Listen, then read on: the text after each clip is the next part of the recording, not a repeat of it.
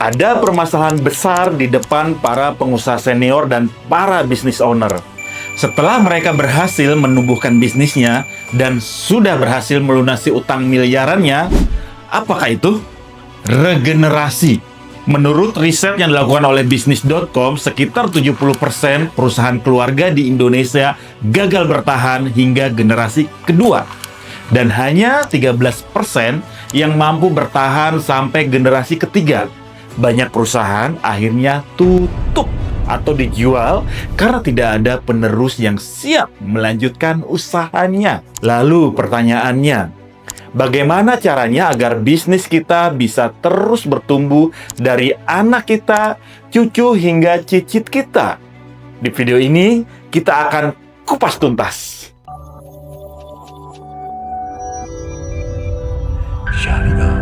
Ada beberapa hal kenapa Anda sulit sekali untuk mewariskan bisnis kepada anak Anda. Yang pertama adalah perbedaan generasi. Ternyata, sadar atau tidak sadar, generasi Anda dan generasi anak Anda sudah jauh berbeda. Waktu dulu, mungkin ketika Anda mau makan saja, Anda harus mencari ke kebun, lalu memasak melalui proses. Sementara anak Anda sekarang sudah tidak melakukan proses itu. Karena Anda sudah sukses, anak Anda mau makan apapun tinggal makan. Makanan tidak ada, tinggal pesan di aplikasi. Era anak Anda serba instan dan serba cepat. Makanya, era generasi Gen Z atau generasi Alpha tidak bisa dibandingkan dengan generasi Anda. Kita lahir semuanya melalui proses, sementara generasi anak Anda tidak merasakan itu. Semuanya serba ada. Kita dulu ingin sesuatu harus berupaya dulu dengan tenaga. Ada sesuatu hal yang harus dipertukarkan, sementara anak Anda tinggal minta. Pah, mah, mau ini. Pah, mah, mau itu. Ya, sebagai ayah dan ibu yang baik, pasti Anda langsung mengabulkan permintaan tersebut. Nah, kenapa hal itu yang terjadi? Ada yang kedua. Alasan kedua adalah perbedaan visi antar generasi. Anak tidak mau melanjutkan usaha orang tuanya karena ingin punya bisnis sendiri. Kenapa hal ini bisa terjadi?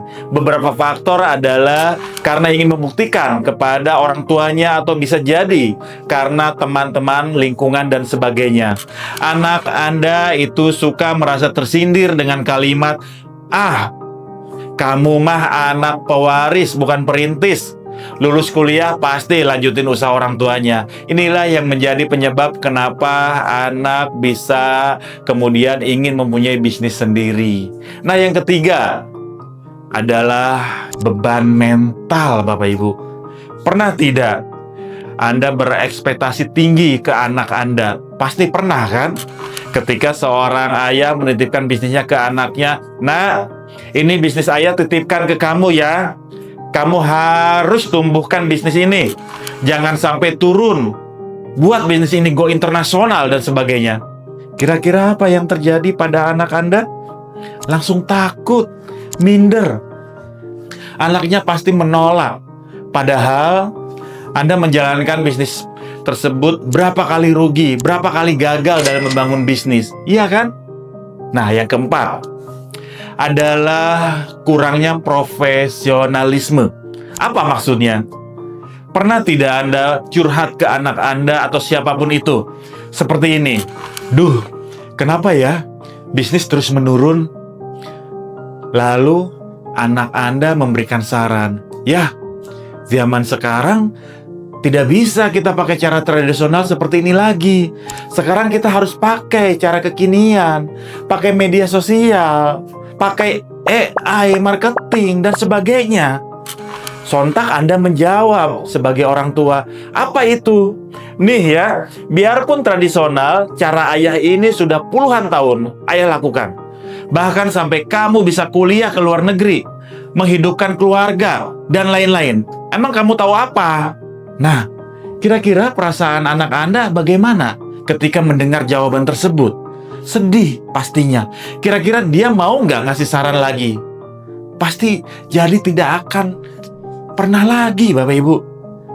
Yang terakhir adalah succession planning lemah, Bapak Ibu. banyak pendiri belum siap menyiapkan transisi kepemimpinan. Saya sebenarnya sangat sedih dengan pengusaha one man show. Seperti apa sih one man show? Kalau bukan saya yang turun tangan, perusahaan ini akan melemah, sulit melejit katanya. Ya, salah satu kata-katanya, kalau bukan saya siapa lagi? Inilah yang membuat estafet bisnis Anda tidak jalan karena ketidakpercayaan kepemimpinan kepada orang lain atau anak sendiri. Berbahaya sekali. Hingga akhirnya nantinya lelah dengan sendirinya. Dan yang paling dikhawatirkan adalah ketika kita sudah tiada, bisnis kita yang sudah kita perjuangkan bertahun-tahun ternyata tidak ada penerusnya. Muncul sebuah pertanyaan. Ada tidak sih bisnis yang sudah masuk generasi ketiga? Jawabannya ada loh. Contohnya seperti Bluebird Group. Owner sekarang Adrianto Djoko Sutono, Direktur Utama sejak Juni 2023. Generasi ketiga, cucunya dari pendiri Mutiara Djoko Sutono. Mulai ikut bisnis sejak 2003, awalnya di bagian proyek sistem analisis program atau SAP. Lalu naik menjadi wakil direktur utama sebelum akhirnya jadi direktur utama. Jadi ada ya contohnya.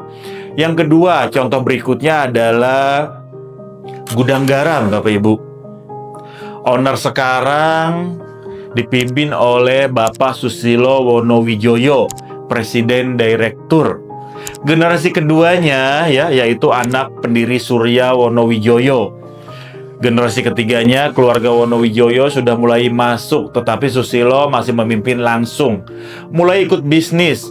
Pak Susilo lahir tahun 1956, aktif di perusahaan sejak era 1970-an, lalu resmi memimpin Gudang Garam setelah ayahnya wafat pada tahun 1985. Nah, yang berikutnya, contoh berikutnya Bapak Ibu, yaitu dari Jarum Group. Owner sekarang masih dipegang oleh Pak Budi Hartono dan Michael Hartono, generasi yang kedua. Generasi yang ketiganya yang aktif, Pak Arman Wahyudi Hartono. Lahir tahun 1975, kini Wakil Presiden Direktur BCA. Mulai ikut bisnis, Pak Arman bergabung di BCA sejak 1998. Setelah menjelaskan studi di Amerika, ia kini menjadi wajah generasi ketiga keluarga Hartono. Ada lagi yang berikutnya Bapak Ibu, yaitu dari Mayora Group. Owner sekarang, Pak Jogi Hendra Atmaja, pendiri generasi pertama, masih aktif sebagai komisaris utama.